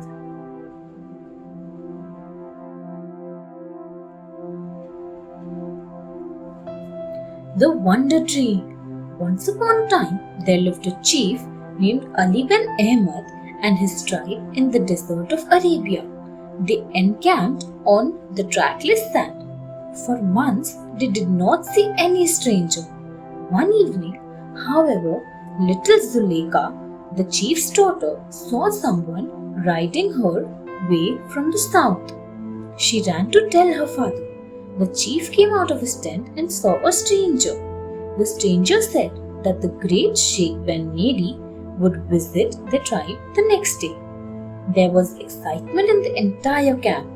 Everyone started collecting and preparing gifts for Sheikh Ben Nadi. But little Zuleika sat alone weeping because she had no gift for the Sheikh. Zuleika went and sat on a great stone near the well and cried. All of a sudden, a misty white figure appeared out of the well and took the shape of a beautiful veiled woman. It was the good fairy of the well. The gift. The fairy asked Zuleika not to weep and said that she would find the gift the next morning at the very spot where her tears were falling. Then the fairy faded away. Zuleika ran back to her tent. The next morning, she hurried out into the sand to find the gift which she was to get for the sheikh that day. Zuleika reached the well and stopped in wonder. Where yesterday there was nothing but bare sand, today there stood a tall tree with a cluster of brownish fruit. In the afternoon, the caravan of the great Sheikh Ben Nedi arrived. Everyone brought his gifts and gave them to the sheikh. The chief led Ben Nedi to the well where the date palm grew and told him how the wonder tree had grown up miraculously during the night. Hearing everything, Ben Nedi softly exclaimed, "This is the most precious gift of all, for it springs from the desire of the heart."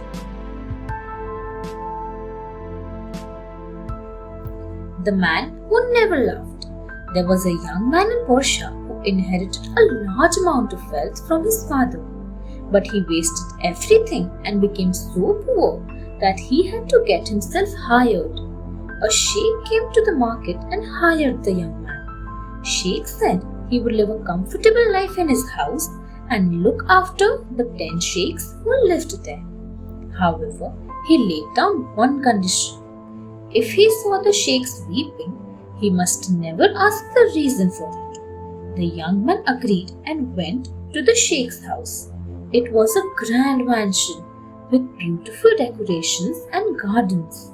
He was fed and clothed and given a chest with 30,000 pieces of gold to look after the 10 sheikhs.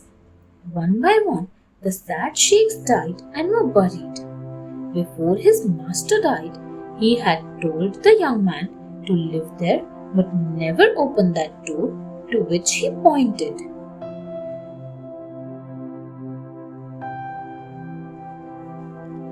The sad man. The young man was curious and opened the door. He entered a beautiful garden where an eagle swooped down and carried him off to an island across the sea. He was taken in a ship to a land where an army met him and took him to meet the queen of that land. She was beautiful and all her soldiers and ministers were women. She married the young man and made him king. But she pointed to a door and said that he must never open that. He agreed and lived happily for 7 years. One day, however, he became curious and opened the door. He found the eagle there and it picked him up and carried him back to the mansion of the 10 sheikhs. He had no way of going back and realized that the sheikhs must have been through the same experience. He lost that beautiful life and never laughed again.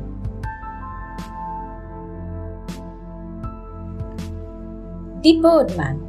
A farmer had 3 daughters and they took turns to watch the calves when they went out to graze.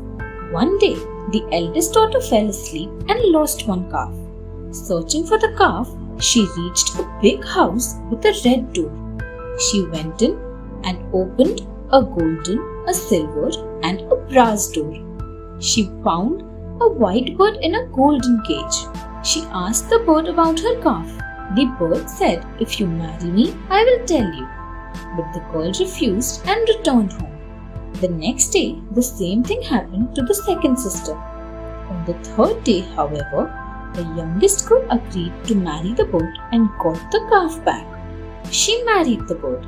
Some days later, she went to attend a feast and saw a warrior on a white horse riding around the gathering.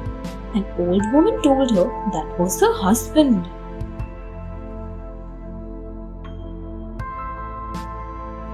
The cage. The girl asked how she could get her husband into his human form always because she did not want to remain as the wife of a bird. "Stay home next time. There is a feast, and after he has ridden away, burn his cage," said the old woman.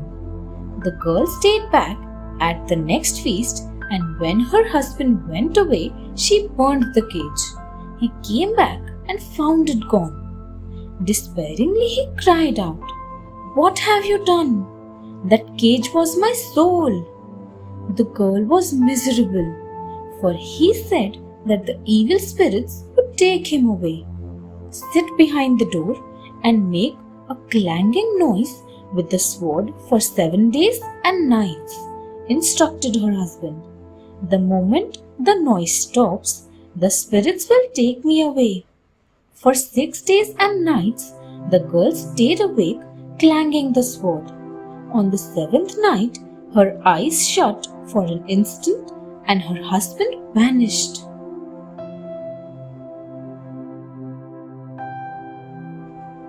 Finding the birdman, the girl set off in search of her husband. She walked miles over mountains and deserts, looking around everywhere for her husband. She came to a river on a mountain and heard his voice groaning. She ran towards it and saw him carrying many worn boots on his back. "What are you doing here, my husband?" asked the girl. "I am a servant of the evil spirits now," he explained. "I have to do their bidding. These are all the boots I have worn out fetching water for the evil spirits because they make me do all their menial jobs," he said. The girl felt very sad and guilty too, for he had been forced into this state because of her folly. First, she burnt his cage and then she fell asleep and she wept for him. "How can I help you?" she asked.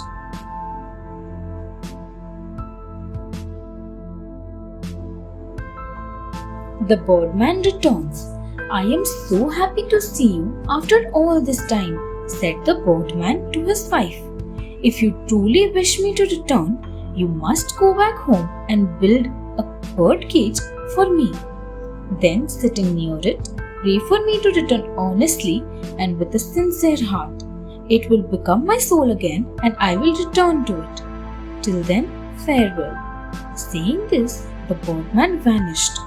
His wife looked around and then trudged all the way back over mountains and deserts till she reached home. She built a bird cage like the one birdman had earlier, and she sat near it, praying with all her heart for her beloved husband to return. One day, there was a great shout of joy as the white bird flew back home and sat on the roof of the house.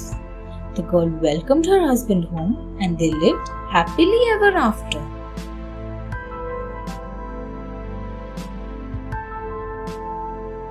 The cobbler's wife. Ahmed the cobbler lived in Isfahan with his greedy wife Sitara. She was a very discontented woman. One day, Sitara went to the hammam where people came to bathe and relax. There, she saw the wife of the royal astrologer in gorgeous clothes and jewelry being waited upon by several maids. Sitara returned home in a temper. When Ahmed welcomed her with a smile, she pushed him away saying, "You are so useless. Become an astrologer. Then I can live a good life like the astrologer's wife." "My dear, I am a cobbler," replied Ahmed. "I am not trained in astrology." "I don't care," announced Sitara stubbornly. "You have to become an astrologer." So, poor Ahmed, who loved his wife, bought all the things he would need to show he was an astrologer. He set up a table in market displaying the 12 signs of the zodiac, the sun, moon, and stars, and several books.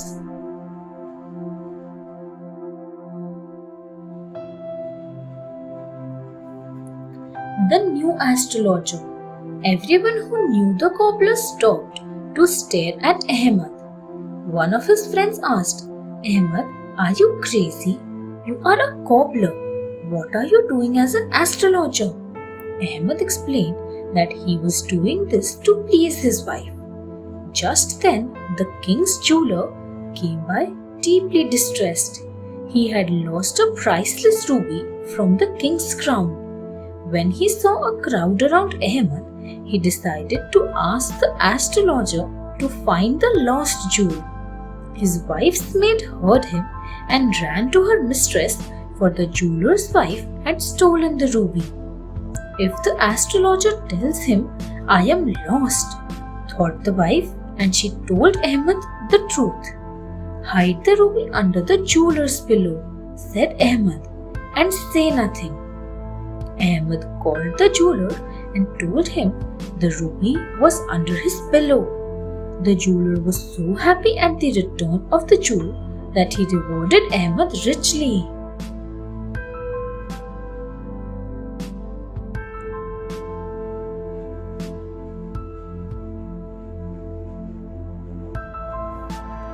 Ahmed's fame. Sitara sent Ahmed back to work as an astrologer. Soon his fame spread. Ahmed hated to befool people, but he had no choice, for his wife threatened to tell everyone he was a fraud. The next day, Ahmed was summoned by the king. Frightened, he went to the court. 40 chests containing the king's treasure had been stolen, and the king wanted Ahmed to find them. Ahmed said, "40 men have stolen the treasure. I need at least 40 days to find out, sir." Ahmed went home and told his wife that they must run away, but she insisted that he should find the treasure or she would betray him to the king.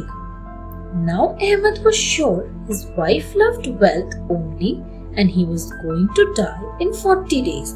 So he told her to give him one date every night before he went to sleep so that he might count the 40 days.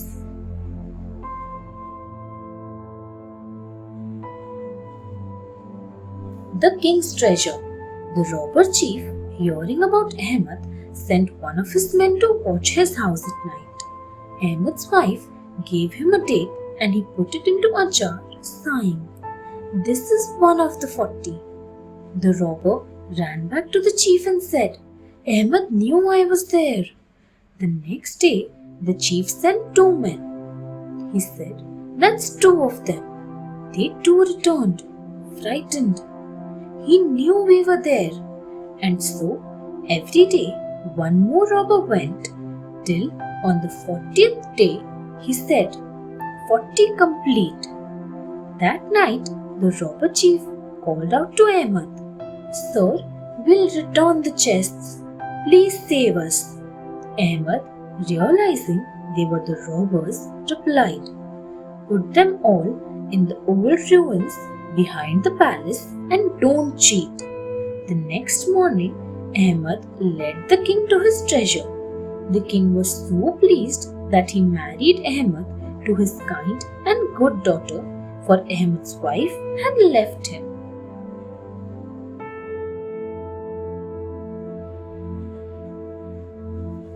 Sinbad's 4th voyage.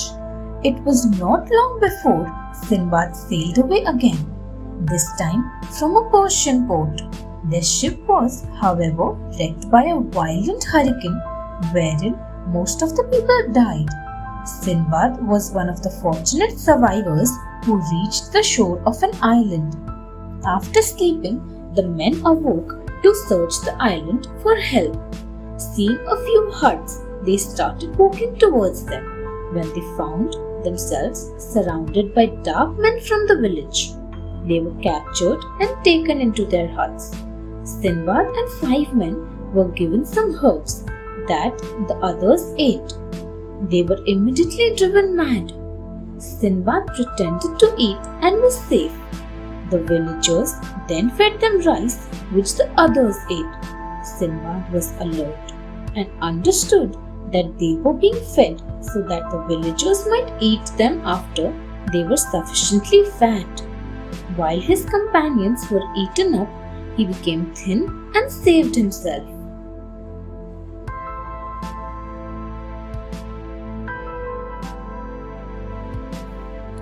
Freedom from cannibals. Considering him quite harmless, the villagers set an old man to guard Sinbad and permitted to walk around.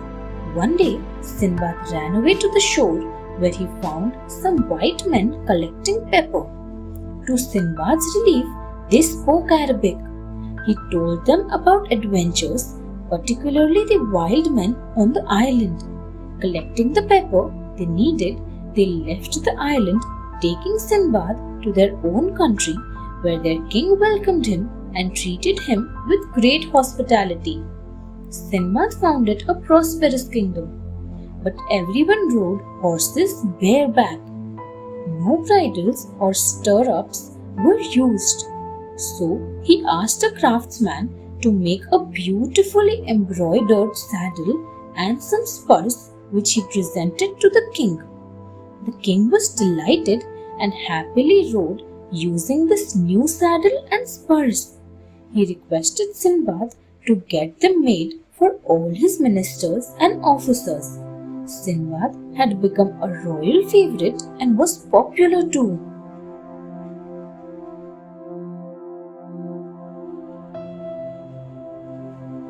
Buried alive, Sinbad became very rich soon, receiving many gifts from the king, who finally insisted that Sinbad should marry a beautiful lady and stay in his kingdom.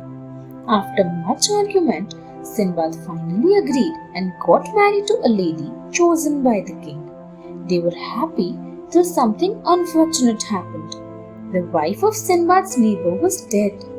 Sinbad came to know that according to the law prevalent in the kingdom, when a person died, the wife or husband was buried alive with him or her. Struck with horror, Sinbad saw his neighbor's wife being taken for burial along with the husband. After her body was placed in a large pit, her husband was given 7 loaves of bread and a jar of water and buried alive in the pit with her. This happened even to foreigners. Unfortunately, Sinbad's wife died and poor Sinbad was also buried. He sat in the dark pit trying to make the bread and water last longer.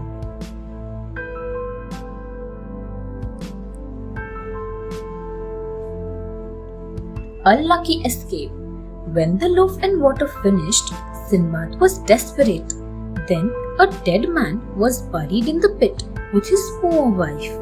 Sinbad heard a faint sound and followed it till he found a crack in the wall.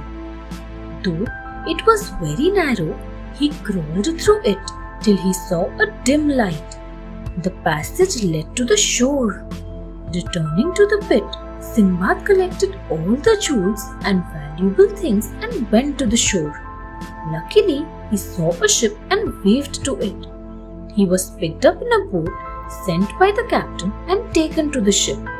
The sailors were very kind and helpful and did not take any payment from him for helping him. Sailing with them, Sinbad purchased goods and traded at the ports and the towns till they reached Baghdad. Sinbad's family and his friends were so happy that they celebrated his return. Thanks for watching. Do like, share, subscribe to Sahil Book House.